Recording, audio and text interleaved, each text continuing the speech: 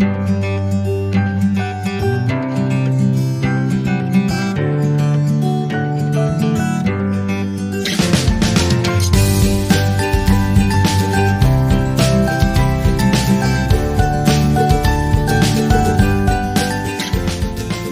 여러분 반갑습니다. 미술 시간입니다.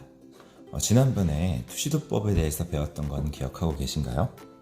투시도법을 활용해서 자기 방을 한번 그려보는 걸 했는데 실제로 어떻게 완성이 되었는지 좀 궁금하기도 하네요. 오늘은 투시도법을 응용해서 또 거기다 더해서 기준선이라는 거에 대한 개념을 조금 설명을 하면서 풍경화 그리는 방법에 대해서 한번 설명을 드리고자 합니다.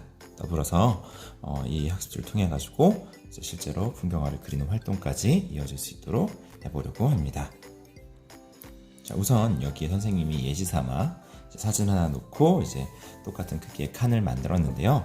자, 여러분 지난번에 보셨던 그 투시도법에 대해서 기억을 하신다면 이 풍경화를 그릴 때 어떤 투시도법을 활용해야 될지 아마 감이 오실 거예요. 전체적인 선들이 이렇게 한쪽으로 모이는 형태를 가지고 있기 때문에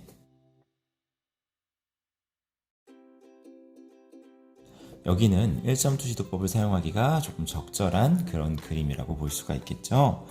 근데 그렇다고 해서 만약 1점 투시도법만 이야기하기에는 이런 곡선 부분들이 있어서 조금 그리기가 어렵다라는 생각을 하실 수도 있으실 거예요. 그래서 이런 경우에 풍경화를 어떻게 그리면 되는지 일단 간단하게 과정을 보여드리면서 설명을 드리려고 합니다. 우선 1점 투시도법으로 가야 된다는 건 여러분들 모두가 알고 계시기 때문에 우선 소실점을 적절한 위치에 잡아두고 거기에 맞는 기준선을 그려놓은 다음에 추가적으로 설명을 드리도록 할게요. 마찬가지로 연필을 활용하시면 좋고요. 연필을 그리신 다음에 이제 선으로 마무리를 지으시고 연필을 지우시면 굉장히 깔끔하게 풍경화가 완성될 수 있다는 것도 기억하시면 좋을 것 같아요. 자, 우선 소실점을 한 선생님은 요쯤에 잡아볼게요. 이쯤에 잡고 거기에 맞는 기준선을 그려보도록 하겠습니다.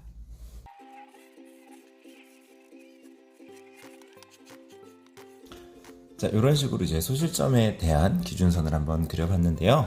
아마 대충 보시면은 어디를 생각하고 이렇게 기준선을 그렸구나라는 걸 아실 수가 있으실 거예요. 어차피 완성이 된 이후에 연필을 지우면 되기 때문에 이 기준선이라는 거는 몇 개를 그리셔도 상관이 없습니다. 내가 헷갈리지 않는 범위 내에서 많이 그리시는 것도 하나의 방법입니다. 더불어서 지금 이 뒤에 보시는 이 선 같은 경우 소실점, 그러니까 투시도법에 해당이 되지 않는 느낌을 좀 보여주죠.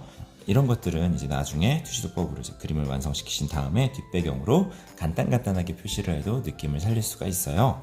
자, 근데 여기서 몇 가지 문제점들이 있는데요. 우선 여기 보이시는 요거 같은 경우는 직선 형태가 아니라 곡선으로 되어 있기 때문에 명확하게 이 기준선대로 갑니다라고 말하기가 조금 어렵습니다. 이런 경우에는 어떻게 해야 될까요? 어렵게 생각하지 않으시면 됩니다.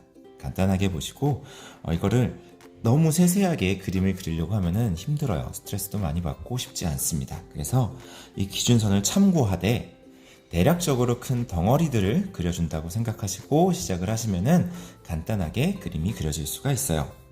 가령 여기 보이시는 뚝방 같은 경우는 사실 자세히 보시면은 이런 돌에 틈들이 다 있는데 이거를 다 그리려고 생각하면 너무 힘들겠죠. 그래서 대략적으로 이 정도가 되겠구나라는 덩어리 정도로 생각을 해주시면 돼요.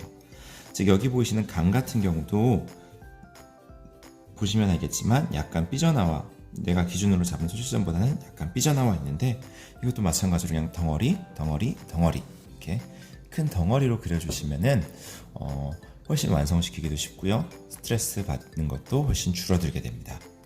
일단 선생님이 봤을 때 이 덩어리들이 어떻게 구성되는지만 먼저 한번 그려보도록 하겠습니다.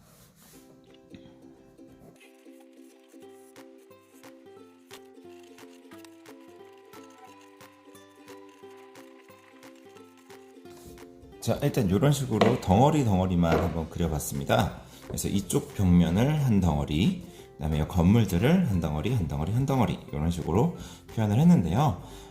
그림을 보시면 아시겠지만 이게 디테일하게 작은 부분들은 잘 보이지가 않아요.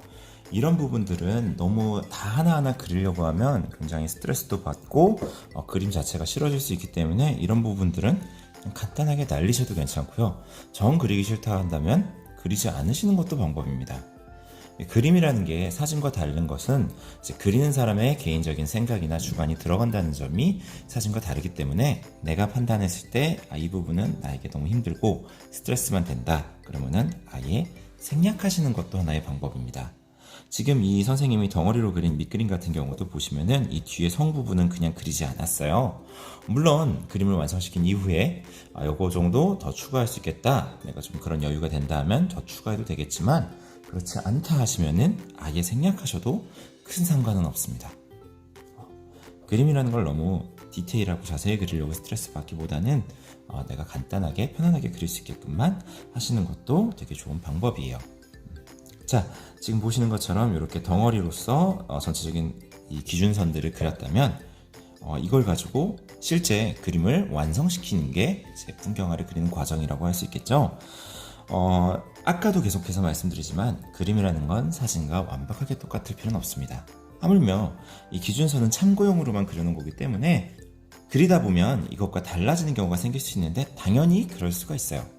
이 기준선에 너무 얽매여서 스트레스 받으실 필요도 없고요. 이 기준선은 어떻게나 참고로만 생각하시고 만약에 내가 했는데 이 부분을 좀 생략하고 싶다, 없애고 싶다라고 한다면 얼마든지 더 없애시는 것도 가능합니다. 자, 그럼 이 기준선에 맞춰서 한번 선생님이 이제 펜으로 그림을 그려보도록 할게요. 여러분들은 선생님처럼 그리실 필요는 절대 없고요. 여러분들이 그릴 수 있는 수준 내에서만 적절하게 그려주시면 됩니다. 네, 한번 그림을 그려보도록 하겠습니다.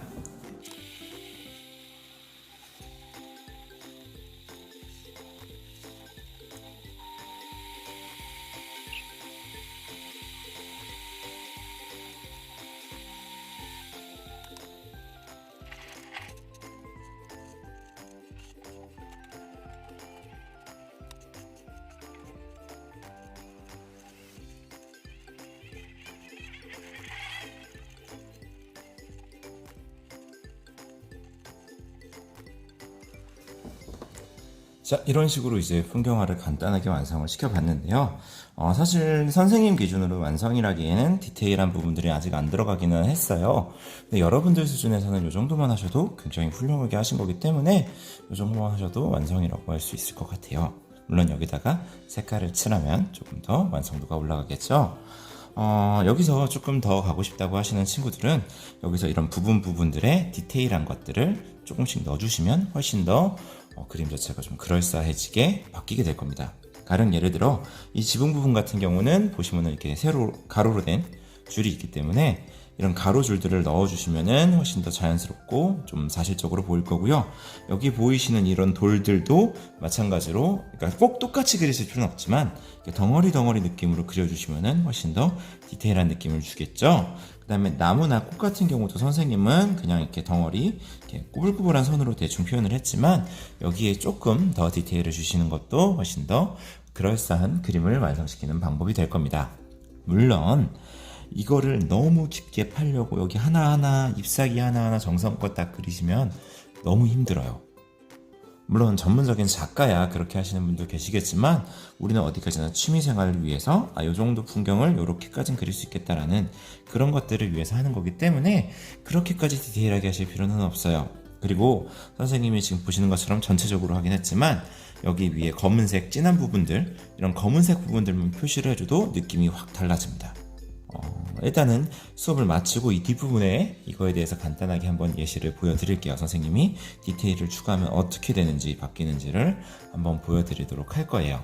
자, 이렇게 지난 시간에 배웠던 투시도법, 소실점과 기준선, 그 다음에 지금 이번 시간에 배웠던 이렇게 덩어리로 표시하는 것들을 살려서 풍경화를 어떻게 하면 그릴 수 있는지를 간단하게 보여드렸습니다. 자, 여러분들도 이 학습지를 가지고 이 사진으로 그대로 한번 해보시고요. 그 다음에 뒷부분에 선생님이 이제 표시는 안 했습니다만 이렇게 큰 칸으로 하나 놔뒀어요. 그래서 여러분들이 시간적 여유가 충분하고 이렇게 조금 자신감이 생겼다면 실제 여러분들 주변에 보일 수 있는 풍경을 가지고 이런 식으로 한번 그려보시는 것도 좋은 수업이 될 것 같습니다. 자, 이 부분은 반드시 해오셔야 되고요. 디테일은 여러분들이 만족할 수 있는 수준까지만 한번 해보시면 좋을 것 같아요. 자, 일단 수업은 여기서 마치고요. 이 뒷부분은 선생님 이 부분만 조금 빨리 돌려서 실제로 디테일한 부분이 들어가면 어떻게 바뀌는지를 한번 보여드리도록 하겠습니다. 모두 수고 많으셨습니다.